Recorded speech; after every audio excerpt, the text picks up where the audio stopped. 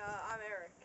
And our project is on the Indians And they're Lacrosse. lacrosse, yeah. Well, the first thing is, back in the day, they used rocks like this, round, kind of circular shape. So when someone got hit by these, it gives kind of a hard impact. But nowadays, we use lacrosse balls, which are almost like a rubber plastic. And it doesn't hurt as bad. Yeah, like when you get hit with this, like Antonio, it won't hurt as much if I throw a rock at him. So, yeah.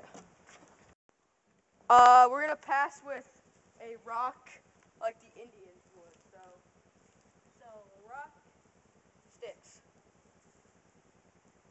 It's much harder and the rock is very heavy. It's also very dangerous. You don't want to get hit with one of these. It easily break something, a bone in your body. Plus, the rock, if you can see, it has like curved edges versus a ball. It's more round and circular. So like, it is gonna hit you. It's not gonna hurt. It's gonna also stick into you. All right, now we're gonna pass with a lacrosse ball, a modern day lacrosse ball that we use today. It's much easier, lighter, it's not as dangerous. Plus, it's more safer than a rock that could hurt you really bad. Yeah, and that's just the lacrosse ball. As you can see, circular, safer than rocks, smooth edges. Won't hit you. If it hits you, A rock. won't hurt. That's the rock. So yeah, that's the passing.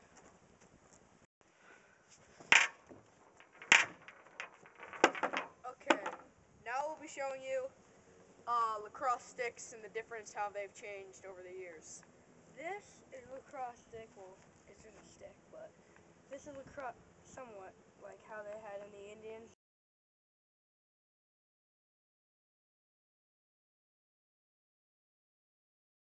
This would have been cut to be straight. They would have had wood like this, like another piece like tied right here, then another piece tied, and then rope so it would support the rock or whatever object they're holding. And this is the modern day lacrosse stick. It has netting made of nylon, I think. Like rope-ish. Yeah, like rope, and they have heads, mostly made of plastic, like pretty flexible.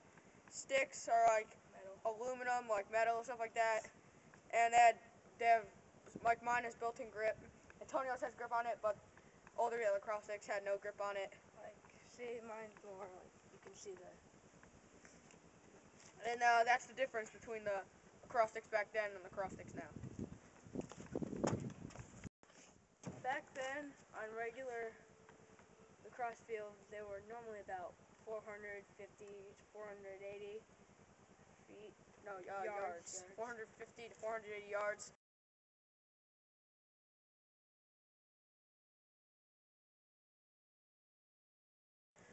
Nowadays, lacrosse fields are about 110 yards,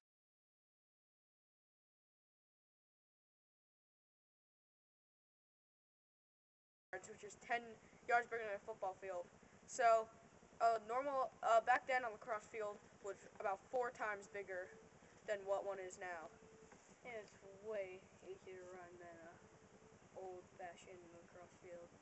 Yeah, it's ours is so much shorter because of what's changed over time that people don't really like know how big they were back then, but thanks to like Our coaches, our coaches tell us. how when they played lacrosse as kids, they used to be huge, and their coaches made them like run 5 laps. They were exhausted, sometimes in pain from running too much. And our lacrosse games last about 2 hours, but theirs will last about 3 days, and the longest one that I've ever heard was about 2 weeks. So they must be pretty tired after all that playing, especially about how rough they play. Day after day after just keep playing all day. And that's the comparison of lacrosse fields and the times of games. And there also is no scorekeeping, but there used to be like it was like to 100, and we just play until the time runs out. So. In the modern day, we have a helmet, chest protector, shoulder protector, elbow pads, and gloves. This is what the helmet looks like. Pretty simple. Has a face mask. Pretty close to a football. There's usually a mouth guard on it too. Protects your head, so if you get hit in the head, it won't really do anything. Chest and shoulder pads protect you in the chest and in the back. So yeah, I think your chest is pretty important. So when you get hit there, then won't hurt as much.